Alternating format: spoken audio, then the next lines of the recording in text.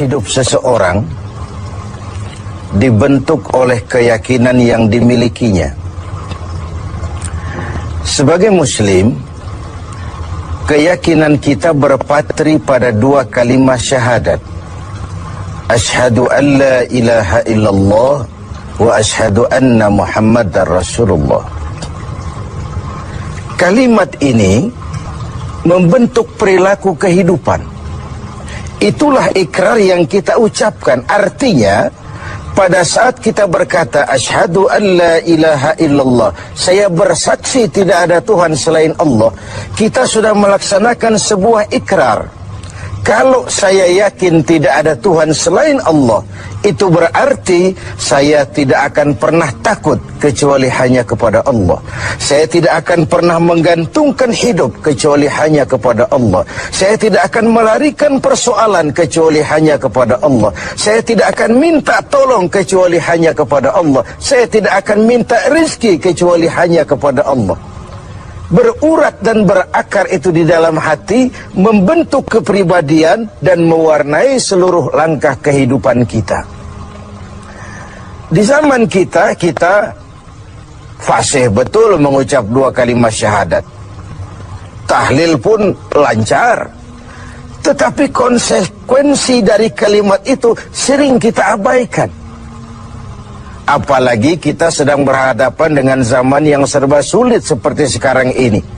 Ekonomi yang belum pulih, lapangan kerja susah, pengangguran banyak, biaya hidup tinggi. Orang mudah mengalami proses pergeseran nilai. Sholatnya masih menghadap Allah, tapi kepengen dagangan laris menghadap dukun. Dicampurlah itu, iyyaka na'budu wa dukun nasta'in. Ini kan sudah gaya hidup yang sinkrit. Nah, puasa melahirkan keikhlasan. Kenapa? Karena ibadah ini seperti kita pernah bicarakan tanpa sugesti. Mungkin kalau kita sholat masih berharap dilihat orang. Kita membayar zakat, kita bersedekah masih berharap dilihat orang. Tapi dengan puasa hanya kita dan Allah saja. Ini harusnya melahirkan gaya hidup keikhlasan. Bahwa kalau kita sudah berbuat, yang penting kita dan Allah saja. Mau dipuji orang atau tidak, mau didengar orang atau tidak, mau dilihat orang atau tidak, yang penting saya sebagai pelaksana sebuah ibadah dan Allah sebagai tempat tujuan kenapa ibadah ini saya laksanakan. Karena itu, pada jumpa kita sore ini, kita akan bicara tentang ikhlas dalam menghadapi kehidupan ini. Sebab bukan saja hanya sholat kita harus ikhlas, puasa harus ikhlas, zakat harus ikhlas. Menjalani hidup ini pun kita harus dengan penuh keikhlasan. Kita tahu bahwa apa saja kalau sudah mulai kita gantungkan kepada yang selain Allah, bersiaplah untuk kecewa. Apa saja kalau sudah mulai kita gantungkan kepada yang selain Allah, bersiaplah untuk kecewa. Nah, ikhlas tentu bukan hal yang mudah dilaksanakan, walaupun sangat mudah untuk diucapkan. Tetapi inilah yang diperintahkan Allah kepada kita. Kalian wa ma umiru illa liya'budullaha mukhlisin.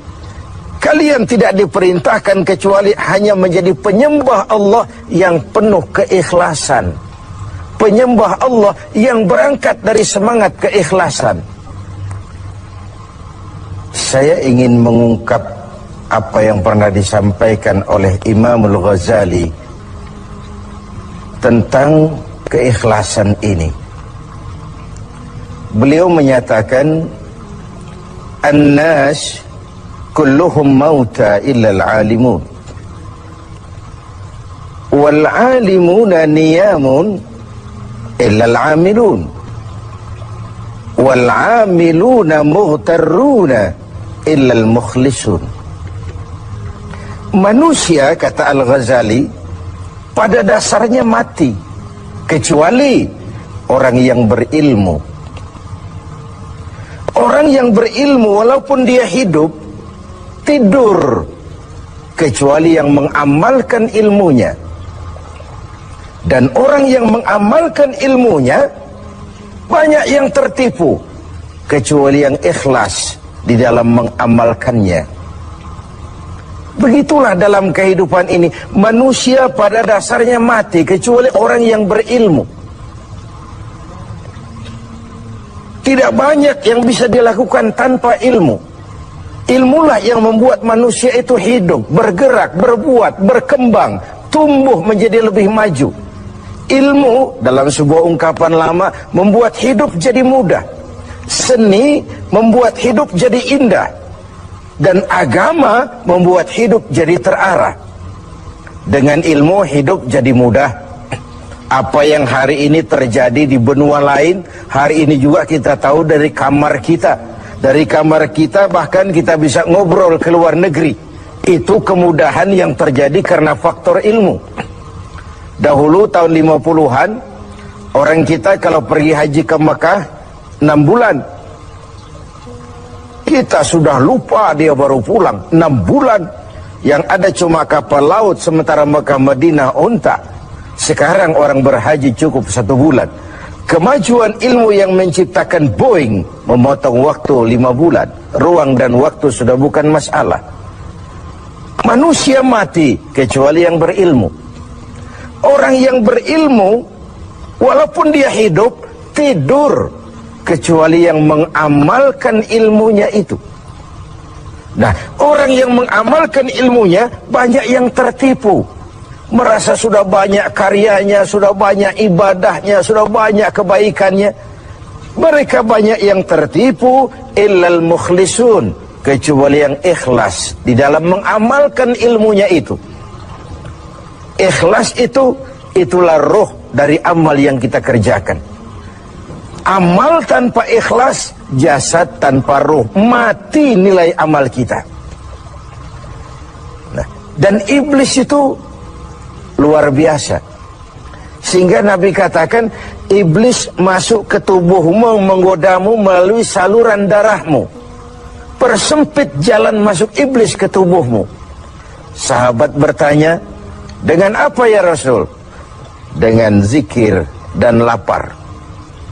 Saya ingin mengulangi hadis ini.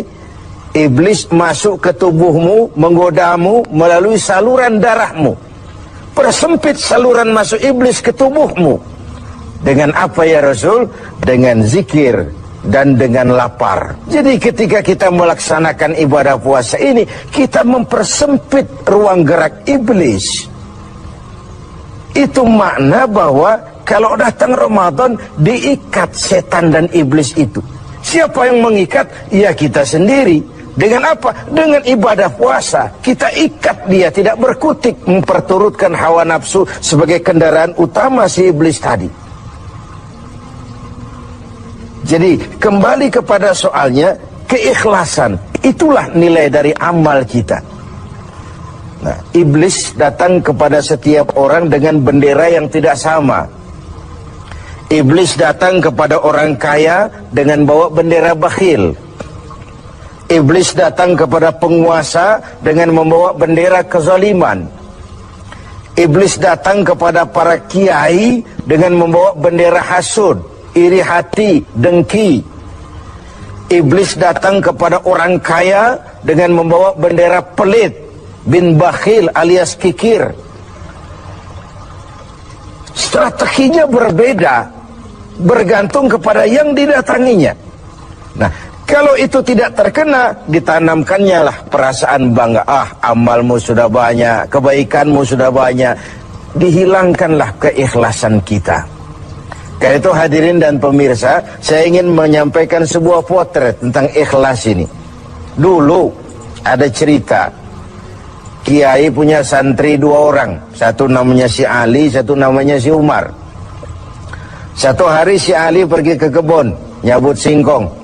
Singkong tercabut, Ali melihat, ini singkong bagus sekali. Kalau dihadiahkan kepada Pak Kiai, senang hati beliau. Tabarukan, cari berkah. Berangkat ke rumah Kiai, bawa singkong. Sampai di rumah Kiai, Assalamualaikum Pak Kiai. Waalaikumsalam. Ada apa? Dari kebun Pak Kiai, saya jabut singkong, bagus sekali, saya ingat sama Kiai. Doakan saya Kiai. Oh, bawa masuk ke dapur, Li. Ali masuk ke dapur taruh singkong. Kiai bilang sama istrinya, Bu, Ali ini jauh-jauh datang kemari, hadiahkan kita singkong ini. Pulang kita kasih apa dia? Kata istrinya, Kiai, Bang, ada seekor kambing di belakang, hadiah pengusaha temporary sama kita. Daripada di sini tidak ada yang merawat, kan lebih baik dikasihkan si Ali. Siapa tahu dia pelihara berkembang biak jadi banyak nantinya. Jadilah itu. Ali permisi mau pulang, kata Kiai, Li, saya hadiahkan kau seekor kambing, peliharalah, mudah-mudahan membawa berkah. Terima kasih Pak Yai. Pulanglah Ali dengan kambing seekor ini. Di jalan pulang ketemu temannya si Umar. Dari mana kau, Li? Dari rumah Kiai Umar. Itu kambing dikasih sama Kiai. Kenapa kamu dikasih kambing? Enggak tahu, saya datang cuman bawa singkong ke rumah Kiai, pulang dikasih kambing. Si Umar nih otak dagangnya jalan.